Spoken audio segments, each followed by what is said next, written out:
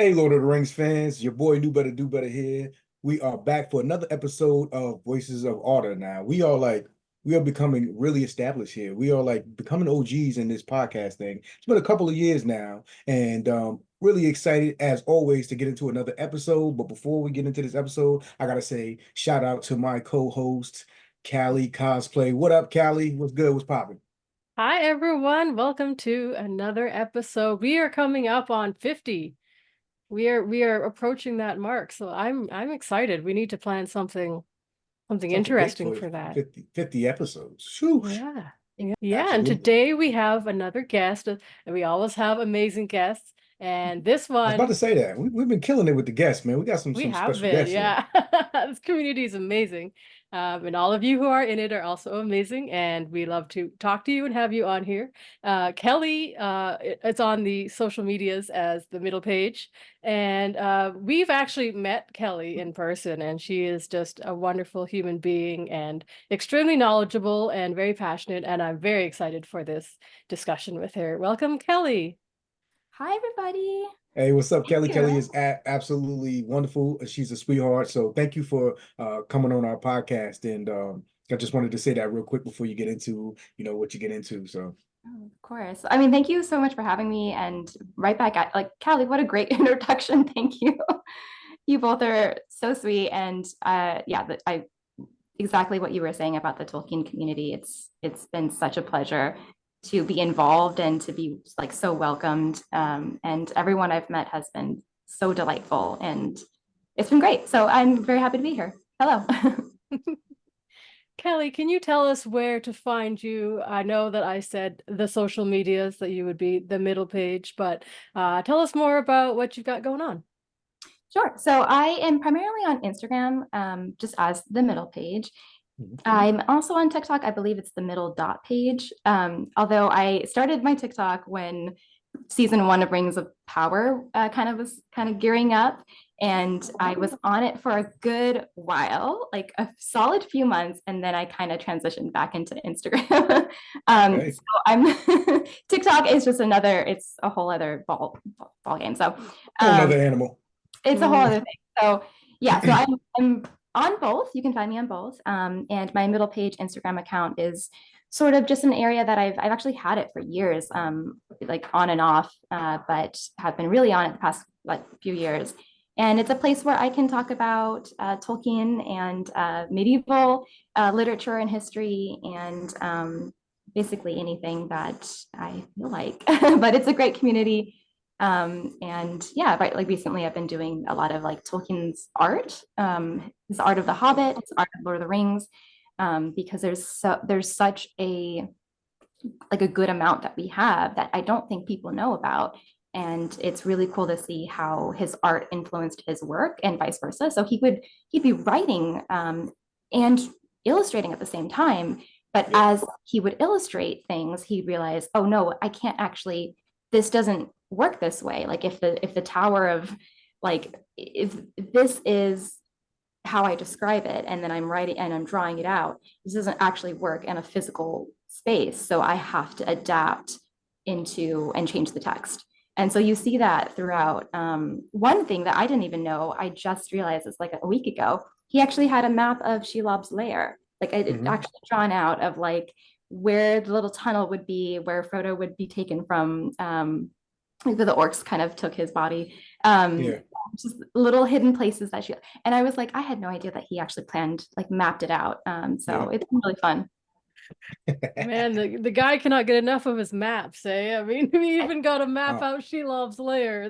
Yeah, Exactly. it's everything, man, and it's so important to the story. So it's really dope that you are interested in those things, and then you can discuss those things and have those conversations. And you also teach. Am I you teach some I Tolkien don't stuff? teach. I don't No, teach.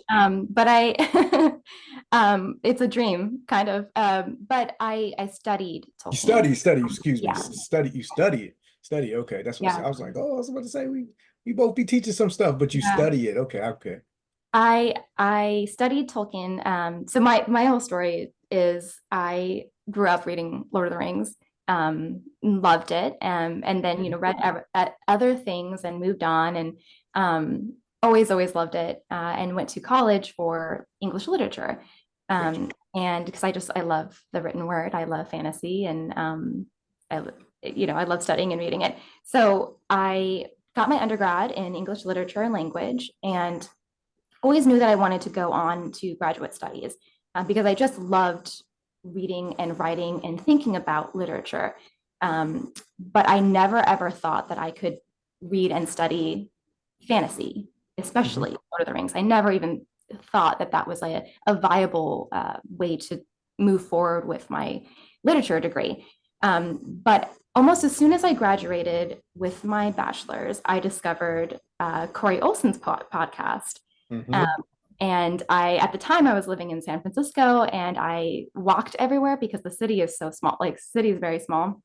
So sometimes I would look at the bus and be like, well, the bus is going to be here in 30 minutes, or I could just walk. So I'll just walk the whole time. So I had about an hour walk to and from. I actually worked at a cafe in the Haight, and I just would listen to his podcast. So I was like, okay, I have time. I have this new podcast about like reading and studying Tolkien, and I just became obsessed. And Corey's whole thing, which I love and I have taken on, is to make Tolkien and Tolkien studies accessible, and to let everybody know that this is a thing, that you can study Tolkien and fantasy, and it is a rich area of study, and it belongs with Shakespeare and all of the traditional canon of literature, and it deserves study, and there's so many ripe areas to study. And so as I started listening to the podcast, and Corey was developing Mythgard at the time, which became Signum University, I went into my graduate studies at a traditional university, all the meanwhile listening to these podcasts and knowing that Signum University was a thing. And I went through one semester, and I actually changed courses and stopped going to the traditional university to go to Signum. And I never really looked back, and I'm very, very glad that I did, because I absolutely loved every single second of studying, fantasy and medieval literature. And it was online. It's all online, and I had never done anything online at the time. Now it's much more like pretty much how a lot of universities go as well. But it's been amazing. And so I graduated with a degree in literature with a focus in Tolkien studies and fantasy studies. So yeah, that's my whole story. I studied it for a long time, and then I try to bring that back into my everyday, because I'm not taking classes every day now. With my degree is 5 years old at this point.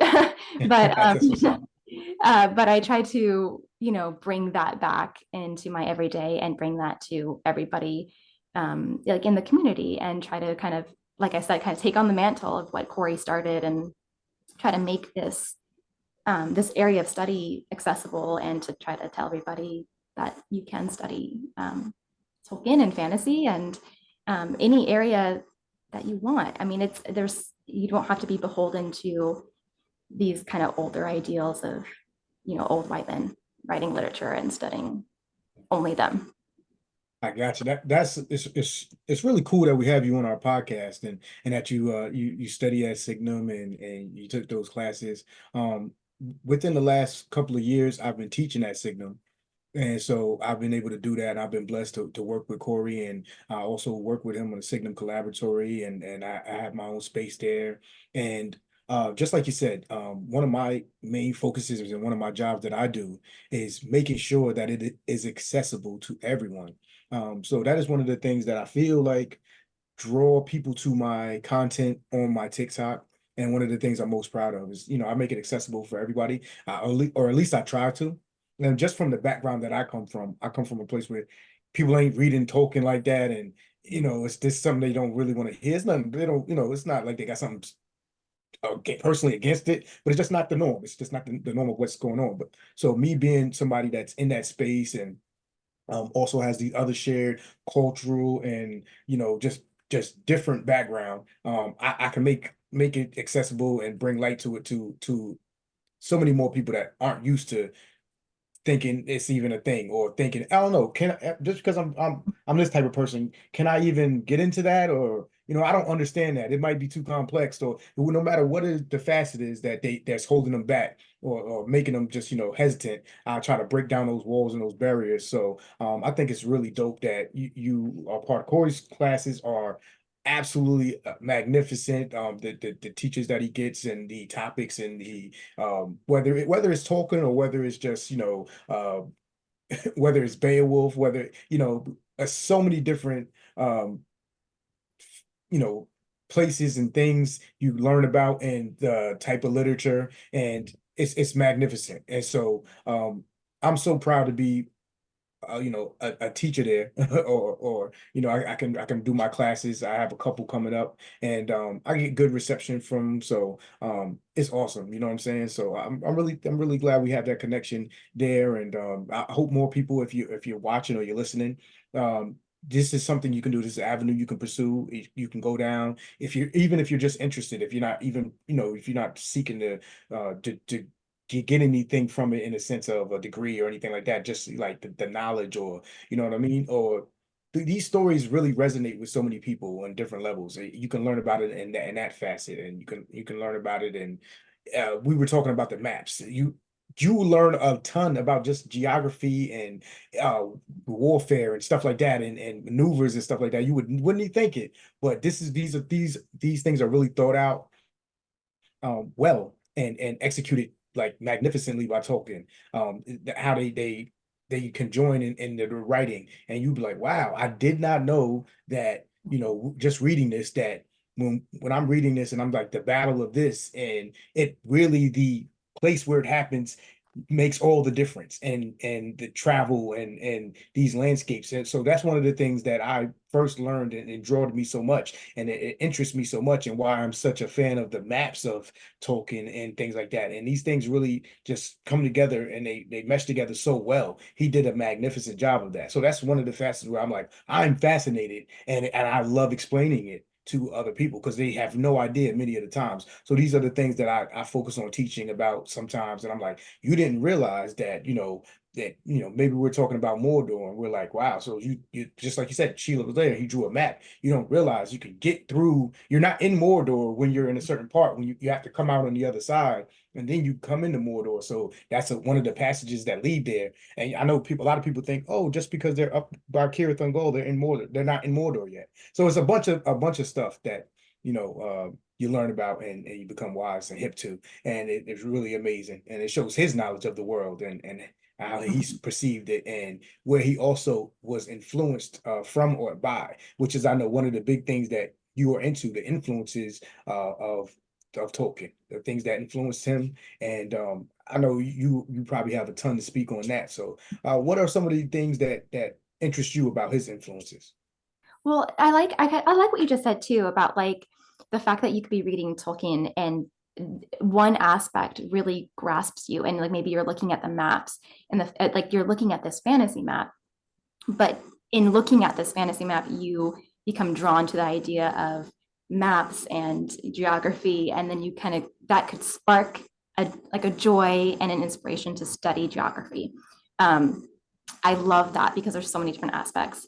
And almost in a similar way, that's how we got Lord of the Rings, because Tolkien was finding these little sparks that ignited his imagination to start thinking about the world and his world creatively.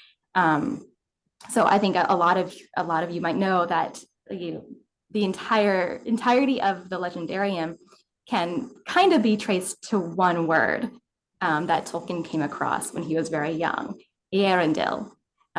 He was reading an Anglo-Saxon poem, and that a single word, the way that it sounded, the way that it looked, and the fact that it didn't have that much history behind it, completely sparked his journey into creating a story for this character, for this person in legend or history that didn't really have a story. And what is his story? And then so he wrote, the Voyage of Ariandel. We all it's funny too because we all pronounce it differently and stuff like that. Yeah. Like so Every so you time might I hear her try, say no, I when you're pronounce it trying to pronounce differently. it, you're never gonna V get it pronounces right. just differently. I don't personally think there's I mean, well, of course there is, according to Tolkien himself, but I'm going to pronounce it how I pronounce it. So I pronounce it Earendil, Yeah. and you pronounce it Yeah. Earendil, Yeah. Earendil, and we all talk about the same person. Just for anybody who's listening, and it's just Stephen Colbert has a specific way, and he argues with people, and people argue with him. So it's just Never heard his pronunciation. Is it it's like funny. I know him it's and very different? Oh, him and Wizard Way Chris got into it at we were at oh, Comic-Con and they were oh arguing on dear. stage and it's hilarious. It's like a moment in time. So it's fun and it's absolutely like when also one of Feanor's eldest son, Maithros and Maithros, and people pronounce it. We are talking about the same person. Yeah. So I just wanted to make sure it like my pronunciation doesn't think it's like it's not saying your pronunciation is wrong at all. I'm probably wrong, absolutely, because the way I speak, but we're talking about the same person. So Yeah. that's And really another thing. Cool. That's really yeah, cool. and like this whole thing about like I don't want anyone to feel like if they mispronounce, because I'll just like be talking and I'll just like say like even words that I say every day, weird, like just because I'm in front of somebody and I'm like nervous or whatever. Or I just like talk too fast. And so like things like this happen. I don't want anyone to think that like anyone is less of a Tolkien, Not at all. it does not decrease your knowledge or love for the world if you Mhm. mispronounce one time or several times or And whatever. it's funny So, because it's kind of part of I know we're sidetracking right now from the main point we were right. talking about, but I think it's a good little segue or point to just talk about. One of the things with Tolkien is different places and different areas. That's all Lord of the Rings. A lot of it is about, you're talking about people from Rune and people from, you know what I'm saying, Harad and we got people from Gondolin, people from and their dialects are all actually different. Some adopt the dialects of another people, some change words. So like we were talking about in one of one of my ventures, we were talking about the word orc and how it's actually in Western, it's pronounced orc, but spelled differently. But then they take it in Elvish and they pronounce it another way, and it's like four different ways that it's pronounced and spelled, and it means the same thing. And it's just it shows okay, well these people are from a different place or whatever. Like I'm from New York, I'm going to pronounce stuff how I pronounce it just because my mouth doesn't enable me to say things a certain way. It does not, and people don't understand. It's like when you grow up talking a certain way, like people be like, you're saying coffee, like, and I'm like, I don't know what you're talking about. It doesn't mean anything what you're saying to me. What you're saying is does not mean Yeah. anything because I only hear what I hear and how I hear you saying it different, but I can't make myself do that unless I really try. So it's not comfortable for me to say something. You know what I mean? Now there's words that you Different can dialects. learn and try. I used to say Sauron, Sauron, Sauron. It takes a lot for me to say Sauron. It takes a whole lot. I have to do a whole bunch of shit for me to say Sauron. Yeah. You don't understand how hard it is for me to say that. I've learned to do it because I'm like, all right, these people are on my neck about it. But if I'm really being comfortable, I just say things how I want to say them. So I just think that's interesting. And I think Tolkien would understand that. And you as people and everyone should understand me and her are not from the same place. She's from across the whole country, 3,000 miles away. In scope of the world, that is really far. America's huge. So she would be from a whole 8 countries away. Like, you know what I'm saying? Even though we're the same country. So things are going to be pronounced different. Callie is from a whole nother land. She is from freaking Canada. Craziness. No, I'm just kidding. But yeah, so I thought that was interesting that you were talking about that. Now, Absolutely. actually going back to that and segueing off of what you actually were talking about was, Tolkien and this one word and that, he saw and he was like, yo, I'm going to make this whole mythos off of this, and let me really put this together. I've always been drawn to Gondolin, and that is like one of the main things he wrote down. And of course, Eärendil is from Gondolin, or Eärendil is from Gondolin. And I just love Gondolin. That word for me would make me spark and create a whole thing because I just something about Gondolin, which is my favorite place. I love everything about Gondolin, and that like sparks my imagination. So the Mhm. same thing that he got from his, that makes me want to write a whole story and create a mythos and do all those things. And it just something about that. And it's like I heard the fall of Gondolin, whether I saw it in the title or whether I heard the name being spoken, it invokes and sparks my imagination so much. I think it's the illest thing ever. Like I'm like, yo, glam drink for being from Gondolin. It like I'm like, oh, I'm from Gondolin. Oh my God. Like, and Yeah. it's like creation. It's like that sparks creation for me hearing those words like that. He created such a wonderful, beautiful, magnificent place. And it's like a genesis of creation for me. And I just think it's really cool. So I think that's something that's really dope, and how those type of things can happen to anyone. And look what we got from just that one word. And he was inspired by Anglo-Saxon literature, Yeah. and boom, here we go. Yeah. Yeah. And it's so cool to see like the different areas that, I mean, this is just one word in one poem, or a phrase. But it's interesting to see how, he studied Anglo-Saxon, and became a professor of Anglo-Saxon. So it's really cool to see how it influenced not just, oh, I'm going to create a character based off of this character that I read in a poem, but how it influences his whole work, from The Hobbit to Lord of the Rings, to all the Rohirrim are very, very influenced by Anglo-Saxon. But there's a whole bunch, like Beowulf. So I love talking about Beowulf, and so yeah, so it's really cool to see. And it's like it's really nice because like it's fun to study the influences, when you yourself like those poems and those stories. But yeah, so a lot of people think like typically for Anglo-Saxon, they think of the Rohirrim, which is completely correct. I'm about to say, Very, Yeah. very modeled after Anglo-Saxon, history, language, and just like the society. But I thought I'd talk about a little bit of like the different areas that people might not know, or maybe they do know, but it's been a while, or anything like that.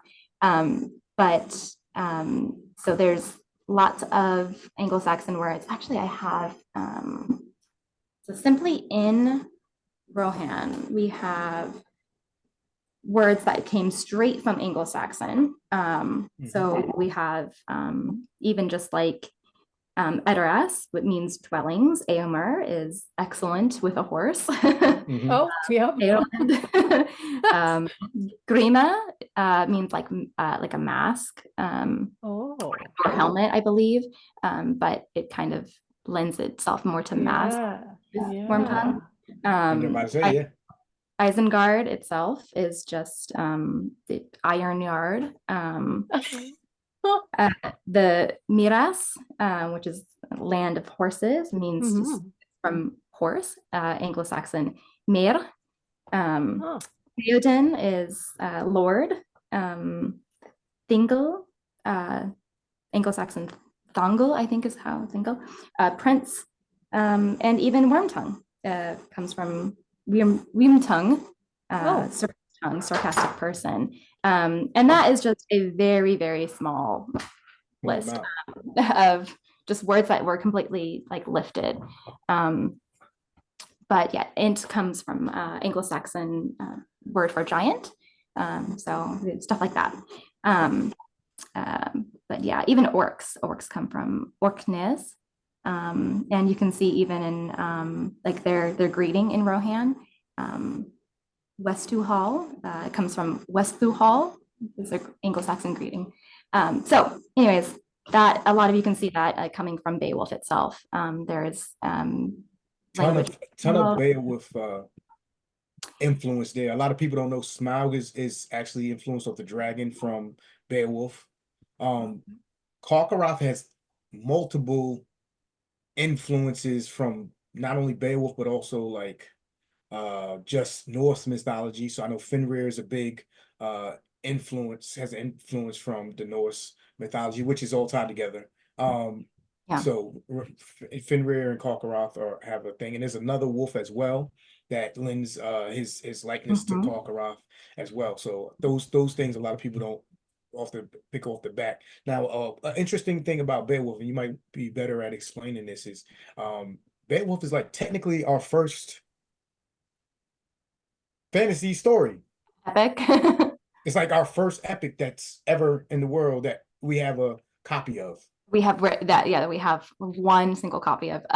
Yeah, and this is why you hear, like, if you study English literature, you will undoubtedly study Geoffrey Chaucer, and he is hailed as the father of the English language. And Tolkien really had an issue with that because he studied stuff that was older, and really liked and admired Old English. So Old English is synonymous with Anglo-Saxon in terms of language. So you'll hear it's kind of shifting between Anglo-Saxon language and Old English language. They are one and the same. You have Old English, then you have Middle English, and then you have like Modern English. If like Shakespearean English kind of is right in the middle of that, pre-modern. But Old English is like almost unrecognizable, pretty unrecognizable. You can't just, anyone off the street can't just like start reading it. There are words like stone, that means stone, or mon, that mean man, that are very easily recognizable. But as a whole, it looks and sounds very different from modern English. However, Middle English, many modern English speakers can indeed read Middle English if they just try and put a little bit of effort into it.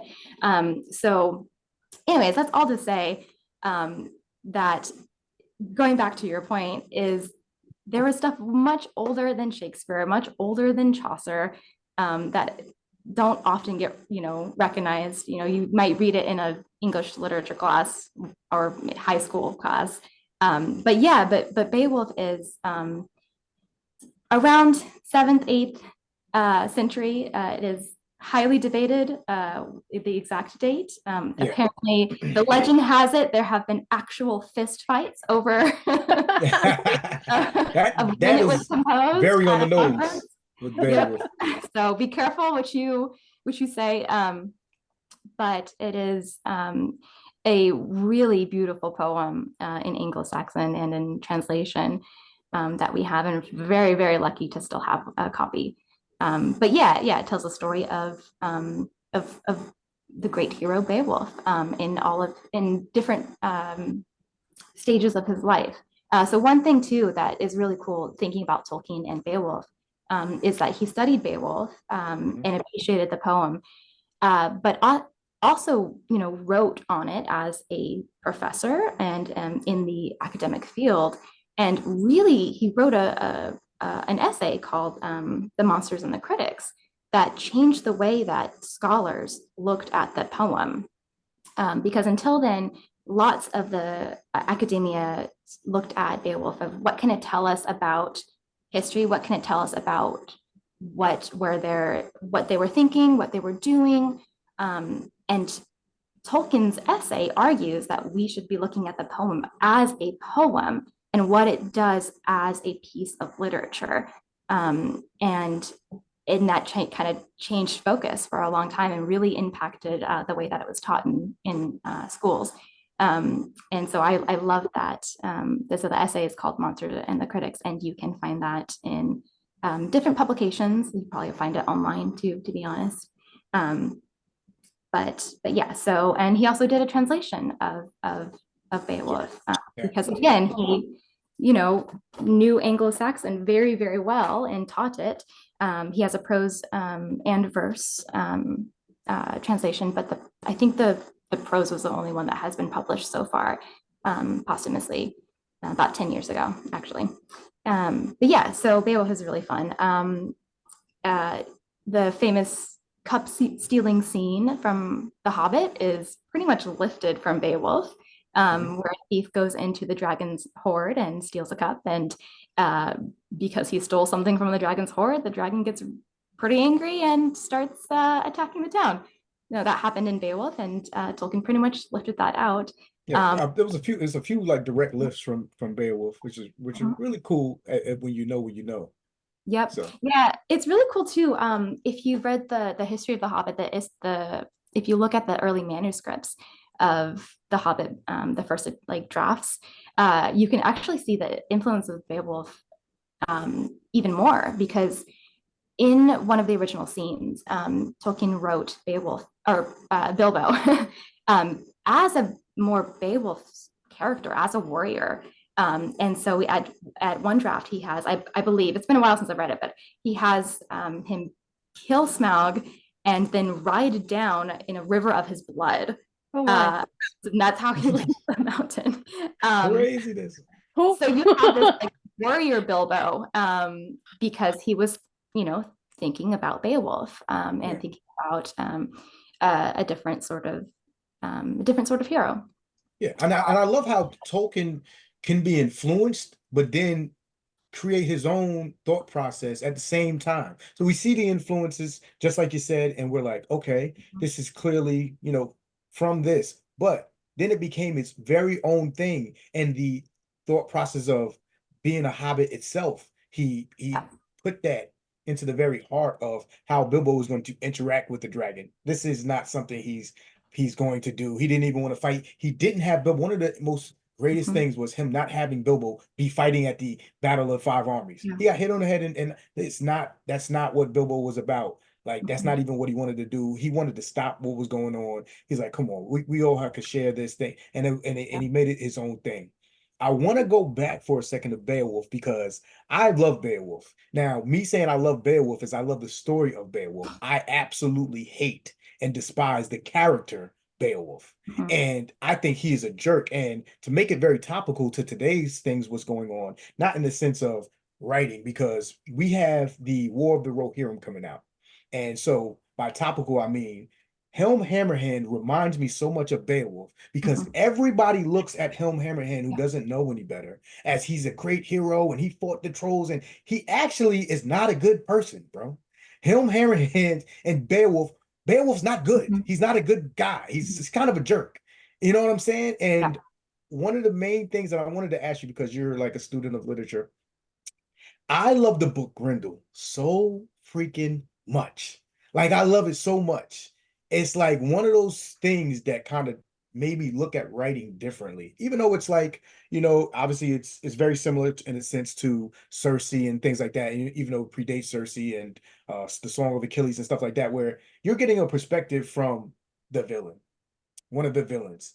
And even though I know this is written by somebody else and this is an afterthought, I love it so much, because I already was like, Beowulf is kind of suspect, even though, you know what I mean? But then it's like, when you read Grendel, you're like, I actually hate Beowulf. But it opens your eyes and your minds up when you read what's going on, where in the War of the Rohirrim, we love the Rohirrim. But our last thing we saw from the Rohirrim is the Battle of the Pelennor Fields and the epic, the Rohirrim riding to the charge and Theoden, which is great sacrifice. And we're like all about the Rohirrim. But if we go back some time and we look at this Ninth King, if I'm not mistaken, Ninth King or 10th King, Helm Hammerhand literally does not listen to what's going on. He just acts off of emotion and kills someone that doesn't necessarily deserve to die. Didn't do anything that crazy. Also, the people that you're warring with, that you're having a problem with, have a legitimate beef with your people. And there was no kind of diplomacy trying to be done. And so if we look at it in that aspect, it's like, are you really that good guy? Did you have to kill Franca? Like, no, he asked you a question. He's descended from these people. They're not wrong, But then when we go back to the Lord of the Rings and we look at the Druidine. Now, we have the Druidine with the same beef. Hey, you guys just kind of came here and you're kind of hunting us and da-da-da, but we're working for the same cause. I'm going to be a good guy and show you how to get around these orcs that are blocking the way. And hey, our only thing is, can you stop killing us? We get it then, but we don't get why the Dunlendings are bugging out. Like Kalinarthon, which is present-day Rohan, was just taken by the Gondor. It was people lived there. Like people lived on so where the gap of Rohan is in Dunland runs into that. And it's like, they kind of had those borders there also to some of their land. And it's like, what are you doing? You can't just do that. But we rock with it in the story. We're just like, yeah, they're bad. They're bad guys. Saruman is telling a half truth to the people of the Dunlendings. When if you watch the movie, he's like, the horsemen stole your lands. He's not technically lying to them. And this is one of the interesting things about Saruman and Sauron. They don't tell you whole lies. So I know that was a whole, surmisation of what's going on. My thought process with Beowulf, but Beowulf is a jerk, Yeah. and he's like he's not good. And like people look at him, oh, it's a hero story. He's the hero. Pay attention to what he's doing, and pay attention to how he does it, and how he interacts, especially when he gets into the dragon mode and he gets older. He's really on some shit. You know what I'm saying? When the king dies, and he's like really just a jerk. Absolutely. I love your point, and that is why I think translations are so interesting, because you can have modern translations. The one of the more recent translations was a feminist translation from Maria Headley, I believe, and she translates the first word of Beowulf, which is hot, which generally means or is thought to mean like and so, or like low, or like it's come listen to this tale, essentially. Yeah. She translated, like it's a thing. You have to always see how any new translation, you have to see how they translate what. She translates what as bro, which I think is so good, because it just sets the stage for what is such a toxic masculine story. And the whole translation is very interesting. It kind of wavers in between some kind of more like old language, but interfused with this modern language. Like I think she, like at one point it's like hashtag goals, so it's really interesting. But essentially her translation is there's a bunch of dudes just running amok based off of their pride and their desire to look cool and look badass, which is so not far from the mark at all.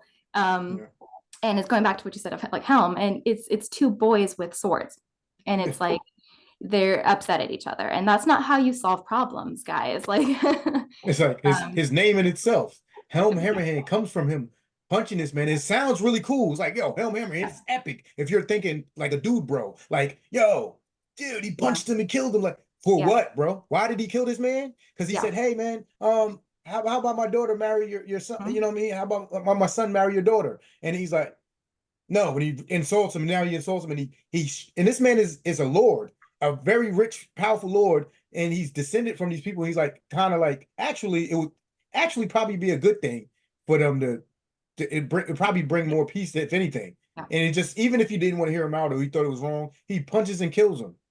What? It's very Beowulf type of shit. They just can't use their words, and they're what inspires them is, not only glory, but also, Beowulf rises to the taunts of Unferth. And it's really easy to see how he can be manipulated just because somebody, hurts his pride a little bit. Absolutely. So I really like reading different translations, different takes, and we talked about this in New York, and I still haven't read Grendel, but I will, I promise. But even just thinking about it from the villains or the monsters perspective, the whole idea that he goes and kills a mourning mother. I hate Beowulf more, like from Grendel. Like I'm like so like on Grendel's side. I'm like, fuck these guys. It's just and the idea that but one idea too is this whole idea of women as peacemakers, and cupbearers, and you can see this in Eowyn in Lord of the Rings as sort of at least in Rohan before she goes to battle, as women kind of are not always the instigator of violence, which again doesn't always go with Eowyn because Tolkien again wrote his own version, which I think is super cool. But their purpose in the Great Hall was to, pass the cup and be the cupbearer and provide peace and weave peace, like peace weaver. And so you can kind of see this already a crumb of, the broness sometimes of the men in Anglo-Saxon society or even modern society. But yeah, really, really interesting. Yeah. And I really think I fall victim to it too, because for my favorite people are people that get it, like we like to say, like get it popping, the ones that's just like about that life. And I want to make that very clear, like I love those type of dudes. Like I talk about Sauron in that way, but I also try to look at what's going on from their point of view or their aspect, or why they're getting it popping, or sometimes it is what it is. Like, I just think in certain instances it's like, this is toxic to me because that's not like wholly, like they're trying to portray like they're good people, and people Yeah. perceive it that way when they're really not. Sauron's not trying to play no game as far as that goes, only with the people he's trying to trick, but we know. So it doesn't bother me in that aspect, where people really think in real life, we know Sauron's like, we're reading the page, we're like, okay, he's tricking these people, but he's an asshole. We all know that. People really believe that Helm is a good guy. And I'm like, nah, see, because what are you thinking about other people like that in real life where you're like, oh yeah, like this is the whole thing with Christopher Columbus. Like, oh, he came and he tamed the blah, blah. He tamed who? They were living there fine. He fucking, like, you know what I mean? So people really look at it, and it's like not shaming Italian history at all. It's not, because we're not, taking anything away from any of the discoveries or any of the goodness of those people. Just not even talking about that. But let's look at it flipped around. If we came to Italy and was like, yo, this flag, yo, we'll tame these people that's here. They'd be like, what?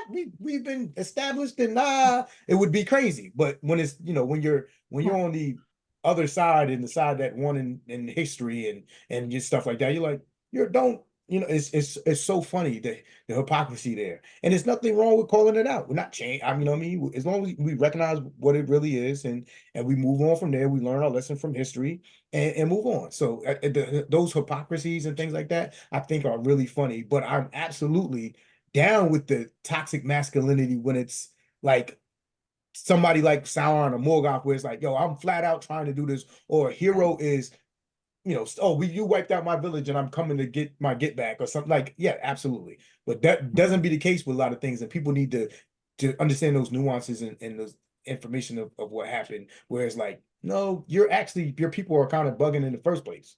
You displaced the whole, that you're not really actually good. Like you never started off being bad, and you were like, I'm wholly evil and it is what it is. That's a story. This is like, yo, you're actually kind of bugging out from the beginning. You know what I'm saying? That's my thought process on it. But Yeah. Yeah, I agree. It's fascinating. I just rewatched the first season of House of the Dragon. Wait, is that what it's called? House of the Dragon? House of the Dragon. Yeah, I was like, wait, not Game of Thrones. What's it called again? Anyways, I just rewatched it.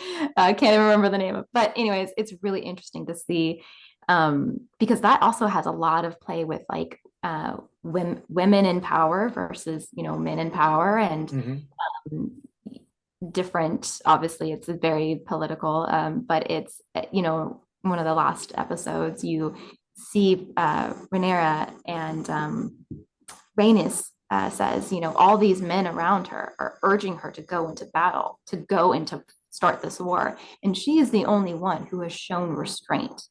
And I just think that just moment stuck out to me. And it's just, it's going to be so interesting to see what they do with season 2 in terms of we saw with that face she left off, where they left off. So women in power, but then you have mothers who are grieving, who are also in power. So this, what strikes a woman to go to war versus a man, or this is going to be interesting. But yeah, having just rewatched that, it does play with this ideas of, toxic masculinity and toxic power, regardless of your gender. But yeah. Yeah. Like Grendel's mother. Yeah, exactly. Very similar to Grendel's mother was kind of letting the king rock. Like she was kind of like letting him rock. Yeah. And then once Grendel got hurt, then it's like, all right. Different All right, story. Yep. different story now. So this is interesting stuff. The other things I want to talk about for Anglo-Saxon poetry is the idea of other poems that inspired Tolkien. And The Wanderer is a poem that you can see in his like he actually took some lines from it. So it's often quoted. But The Wanderer is an old English elegy. It is of the Ubisant poetry, which is a branch of poetry in Anglo-Saxon that talks about the fleeting of life. It's pretty grim, but they talk about the transience of life, the isolation, the how life is everything, mortality is surrounds us all. They're quite bleak, but they were definitely a branch of Anglo-Saxon poetry, and The Wanderer is one of them. So it centers a man kind of wandering and remembering these great halls, these great feasts, all of his kindred, and he asks the question like, where are they now? He says, where come Merg, where come Mago, I think is how you pronounce it. Where come Mathum Yifa? Where is the horse? Where are my kindred? Where has the gift giver gone? And you can hear that in where now is the horse and the rider, where is the flowing. And so this idea of there was once great strength, there was once great kindred, and now there is only me, there is only these ruins, was felt in Anglo-Saxon poetry and was something that inspired Tolkien.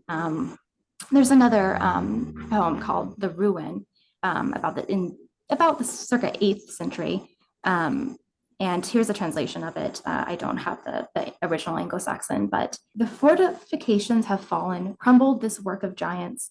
Earth's embrace holds the mighty workers of the walls, decaying, gathering in the hard grip of the ground, while 100 generations of man have passed away. Compare this to Legolas in Lord of the Rings, talking about Holland. And he hears the stones say, fair they wrought us, high they built us, but they are gone. Yeah. So you have this idea of life is fleeting, the greatness of the world is decaying, and all that's left are these ruins. All that's left is me. So that's an idea that influenced Tolkien, and you can see it not only in the direct works that he lifts, and kind of makes his own, but in the overall tone of what's happening in Middle Earth. The elves are leaving. The fourth age is not about, is not the greatest age. The greatest age has already passed. And we are on to a new chapter, but it's going to be a different chapter, one without fairy, without elves, and without, some magic is lost. Yeah, and it is a great. It resounds so loudly how like there's an innate sadness that men carry with them with not understanding their life's fleetingness. They have, and we see it like with Theoden, and all Theoden wants to do is live up to the deeds of his forefathers. He's like, yo, I want to do something to where I'm going to be held in the same regard, because he wants that to echo in eternity. He wants that to last forever, because we can't last. So they're going to sing songs of our deeds. I want to be one of those kings that they talk about, where what can I do to where, what did I do while I was here? What did I leave behind? What history, and what am I going to leave for, Eowyn and Éomer and those, like, what kind of legacy am I going to leave? Like, I don't want to be a bum king that nobody talks about. And they are, even though they're related, which a lot of people don't realize, that the Rohirrim are distantly related to the Númenóreans.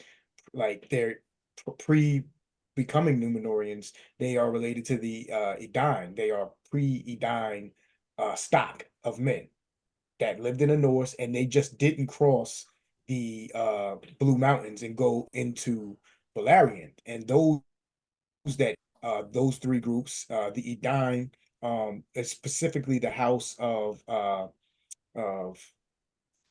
Hador, those are related to the Rohirrim. They're related to the Northmen.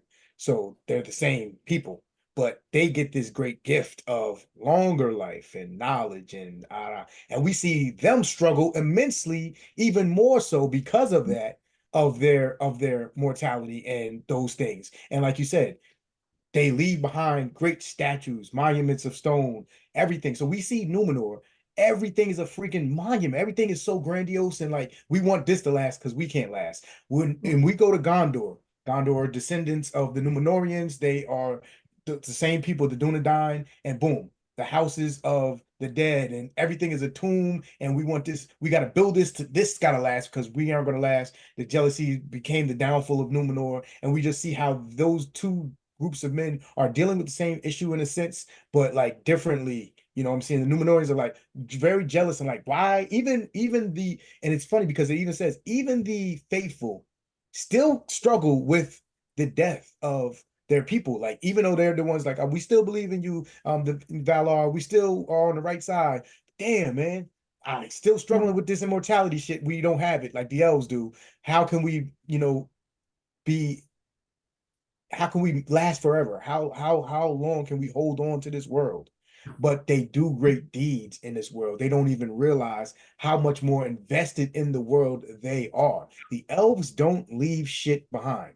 If you really think about it, the elves have no monuments. There's not great statues of Fingolfin, and possibly after like the death of someone important or something like that. But if you think about it, like Holland is gone, it was destroyed and razed to the ground, but there's nothing left. That was a Region. Like there's no tomb there. Where's everything that was in Middle Earth? There's nothing. There's no great monuments of elves around. They kind of are like, well, we're gonna live for whatever. If the world changes around us, all right. Well, we're sad because we've been here so long. We'll just move on. Like we'll just move on. Like all they kind of deal with it completely different, and they're more saddened with the world around them going to shit as opposed to them, because they're not going to. They don't die until the world ends. So it's two different approaches completely, and it's really interesting how Tolkien did that. But with the men, especially from that poem, The Wanderer, you see like, where are the horses?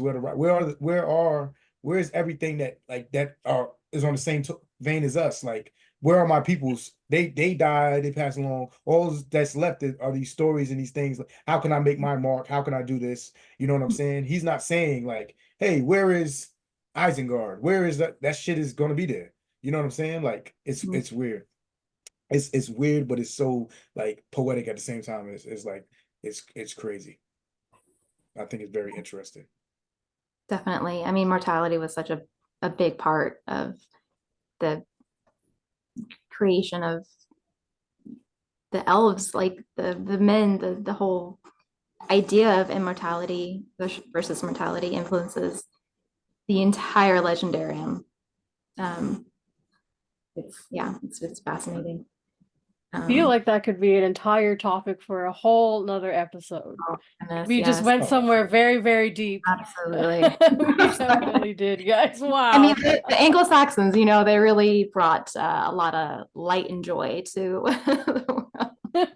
Is that struggle, man? They struggle. And that's one of the reasons I brought that up, is because that struggle is so poignant. Like in real life, we like nobody wants to die, bro. Like, you know what I'm saying? So we can tell these fantastical stories about creatures that don't die and everything like that. But we are always going to look at it from our real perspective of, we're actually the ones who are writing these stories and making it. We are with the men, and we know. And you can relate to the Numenorians. You can understand. I never had a problem with the Numenorians having a problem with not understanding immortality. So I never was a thing. I'm like, hey, you guys are handling this wrong. I wish you weren't doing that, but I get it. Like I think everybody's like, we get it. You know what I'm saying? So the Rohirrim and even the Anglo-Saxons who wrote the poem is like, I get you, bro. I feel you.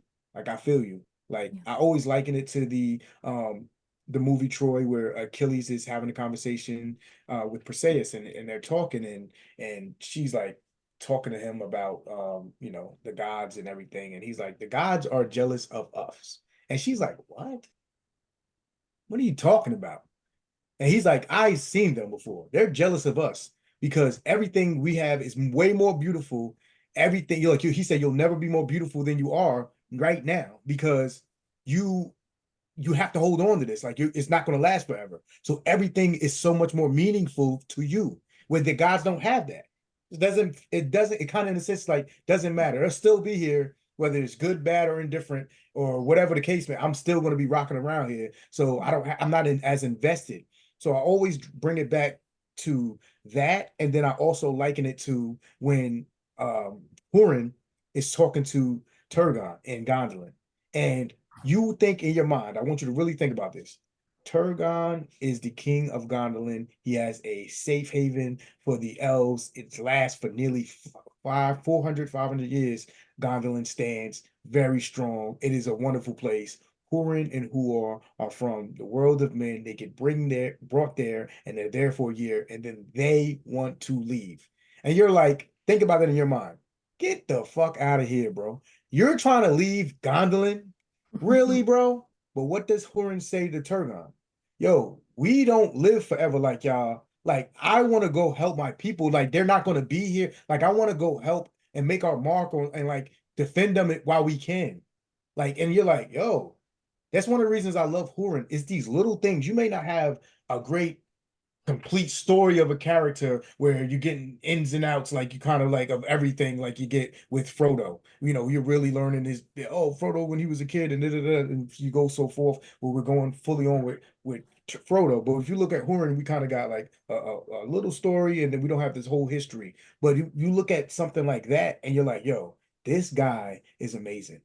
Yo, we want to go. I could stay here and chill and be like, yo, oh well.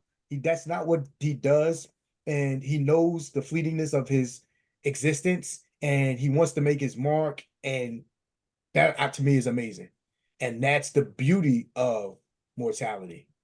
You know what I'm saying? He's like, nah, I'm gonna help change my people's fate.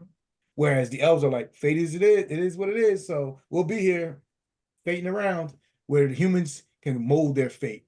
And that's they don't see it. And it's tragic because they don't see it. They know they want to do it, but they don't see the beauty in it of what they've done and the strength that they have and everything. They're just grasping for straws, but it's actually that's the beauty of how much they care and how much they love and how much they are willing to do.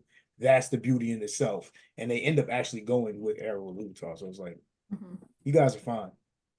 Right. It's called the gift of Iluvatar. Yeah. So they can't see it. It's like they're blind. It's like, oh, it's so frustrating and maddening that they can't see it, but it's very poetic that they can't see it as well. Yeah. We've talked quite a bit about the Anglo-Saxon, particularly influences on Tolkien's writing, but we know that there were other parts of his life that made its way into his writing. That might be an episode for another time, though, and maybe Kelly wants to come back and do that with us. I kind of want Kelly to come back very soon because I'm enthralled. And then there's Arthurian literature as well that influenced him deeply.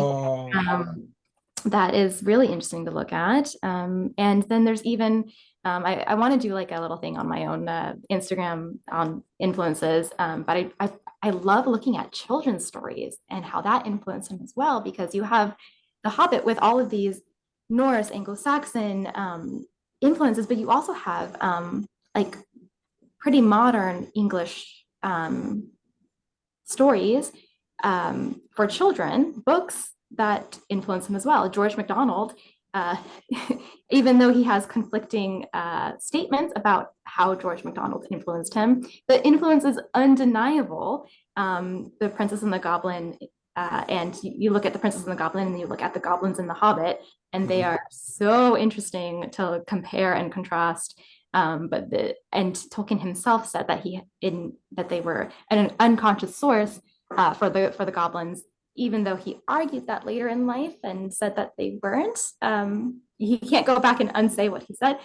Anyways, but The Marvelous Land of Snurgs, which almost no one has heard of. I didn't hear about it until I'm about to say I'm not familiar with that, so I'd like to get into that. He was inspired.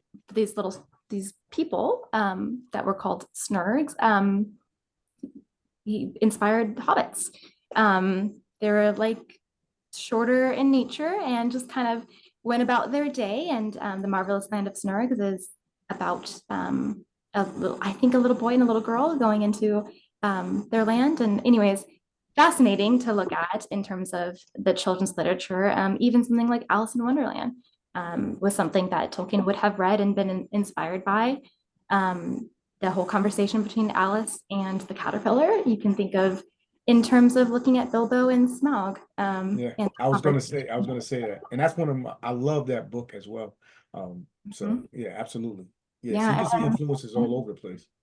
Absolutely. It's really interesting to look at with C.S. Lewis as well, even though that's a whole different, it's a relative, it's like when you study Tolkien, you can't also think about C.S. Lewis because they're so often studied together and they are friends for such a big part of their lives. But yeah, so it's really fascinating to look at all of the influences that both of them like were inspired by.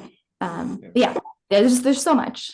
There's a lot. I'd even like to talk to you, and not just saying this is an influence. It's just my own thought process. Anansi the spider. I would also like to talk to you about that one. So we'll save that for another episode. But I just wanted to say I actually had a wonderful and like magnificent time talking to you. And your perspectives are really refreshing and thought provoking. So your studies, I'm sure you're going to probably become a great like professor one day, because the way you teach this stuff is really thought provoking and eye opening. So keep doing It what you're really doing. is. I mean, I really felt like from conversing with you today that you've definitely thought about this. It shows that you've studied it because you think about things in a very organized and very like, the flow of your ideas makes a lot of sense. And it was very interesting to listen to. Thank you. Yeah. And it also opens up other avenues for you to think about too, where you're like, oh, maybe this had something to do, it's like that as well. So that's Thank you key. both very much. It's very, very kind of you. And that's precisely why I like studying literature, because you can go down one avenue and there's no right or wrong answers, when you're studying the words of another. There's all these different areas of interpretation and inspiration, and it could take you, the road goes ever on and on. You never know when it's, where like it's going to like what you did there. You never know where it's going to take you. So yeah. So yeah, so thank you very much. Both very, very kind words from both of you. Cool. And I want to recommend, I know you're part of Signum. So when the Signum Collaboratory, me and Corey Olson are actually, we have a show called A Song of Words where we compare and contrast Tolkien literature, but particularly his poems with hip hop lyrics. So when you get a chance, I want you, when we post our episode, when it gets edited and everything, I want you to really check that out. And I think that'll be something you could really get into, because he ancient English literature and Anglo-Saxon literature and poetry is what we're comparing and contrasting to modern day hip hop lyrics, and how they actually are very similar and they're telling very similar tales, although they're doing it in a different way. But also the structure and we break down everything you could think about and stuff like that. So me being from the hip hop culture, being an artist myself, and I see it in a different tone from most people who are not familiar with that, who are just maybe casual listeners or maybe not from those places or environments. You know what I'm saying? So we could say, I can look at it and say, hey, he's actually, the Doors are talking about the same type of thing. They're just doing it in their structure on their song, but they're spitting the same type of thing. He's telling this story in this hip hop way that you may not even realize, because it's it's looked at in a certain type of overtone. So that's so I think cool. you'd be interested in. And it just like stuff like that just connects us from poems from 1,000 years ago to now. I think that is just like the coolest thing. Nubeta, do you have a question for our guest? All right, Kelly, middle page. The question to end all questions. Now, in the Lord of the Rings universe, the entirety, you can pick any characters you want. It's not just relegated to obviously the Lord of the Rings or the Hobbit. Also the Silmarillion, whichever you want. If you could marry someone from the Lord of the Rings, who would it be? Also, if you could have someone protect you, who would it be? And then finally, if you could fight somebody from the Lord of the Rings, who would you punch in the mouth? Oh, the fight one is really interesting. Okay. I'm going to do protect first. Okay. And I'm going to cheat. I'm going to say Luthien and Huan because they're a duo. Wow. And I would want Luthien and Huan because I can't decide between both of them to protect me because I think Luthien is, she's one of my favorite characters. And the fact that she goes and saves herself and Baron is very, very telling of her strength. And Huan because he's the best boy ever. So maybe that. Mary, I think is it basic if I say Faramir? Absolutely not. He's an excellent choice. Excellent choice. He's just, I mean, I just like you're gonna be his queen, you know, like Gonna treat you so good. I treat you so good. I love you so hard. Who would I want to fight? God, I really hate Grima. I really hate him. And the movies too, like he's so slimy, like because Oh, he's gross. like the way that Amber talks about him like looking at Eowyn and like I want to punch him in the face or like look trying to manipulate and like trying to like I don't know. Slimy my girl. He's been on the chopping block multiple times. Yeah, yeah. He's so gross. It was always up there. So yeah, absolutely. So those are my very quick answers. No, excellent answers. Like very, very good answers. Luthien and Huan. Nobody's messing with you. They're a duo, you know. Yeah, they're a duo. Yeah. No. He humbled himself and allowed her to ride. I love that. I love that part right there. So check it out. That'd be dope. Now I'm gonna do something I normally wouldn't do because I hate it. But Kali actually forgot to tell her joke in the beginning. Yeah. Oh. So I am such a good guy because I'm going to give her this space to do that. I could have just cruised by and let it rock out. But Kali, you have a joke you want to tell us? Well, I mean, honestly, the reason I didn't tell the joke is I'm so exhausted. I am so sleepy. Honestly, I think they should throw me in jail for resisting arrest. I think we might have been better off if I just let it rock. Yeah, I think so. Yeah. Well, being that you're so tired, is there any self-care tips that you want to give us? You know what I'm saying? And let us know about. I have just enough energy to do that for you. So today's self-care tip is on ways to find inspiration. So tip number 1 is to change things up. Go to a new location, do a new activity. You can rearrange your furniture. You can listen to new music. Tip number 2 is to journal your ideas. So inspiration can occur if you spend time allowing your thoughts to flow without limitations. So keep an idea book and just jot those ideas down as they come to you. Tip number 3 is to immerse yourself in nature. So nature provides an environment for letting go of those intrusive thoughts and worries, and is a great space to allow your creativity to flow. Tip number 4 is, of course, to get some sleep. Alternating between REM and non-REM sleep helps your brain reshape neural networks, so you're more likely to think of ideas when you wake up. Tip number 5 is to exercise. Exercising actually makes us grow new brain cells, and it helps you experience neural plasticity, which also helps you find inspiration. Tip number 6 is to connect with people. Listen to someone else's story. You can listen to Kelly talk about her studies, learn from their experiences, and find what inspires them. And tip number 7 is to cultivate mindfulness.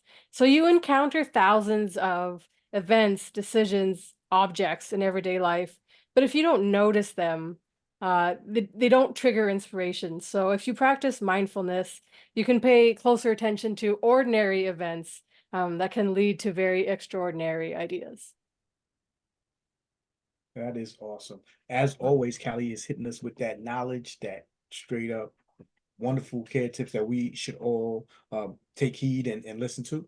And even if we don't want to listen to her jokes, we should listen to those things. So Yes, that yes, is yes. today's Gratitude month. episode. That is today's episode of Voices of Arda. Thank you so much, Kelly. I had a great time listening to you and talking with you, conversing with you. And I'm actually gonna try to tell you right now, we're definitely going to have you back very soon. So don't go anywhere, don't disappear, because you are awesome. And until our next episode, we are out. Thank you so much for listening and for viewing. Remember to like, share, and subscribe, and make sure you leave some nice comments. You know what I'm saying? Tell us how much you love Kelly in the middle page. You know what I'm saying? So we will see you guys very soon with the very next episode. So peace. Thank you.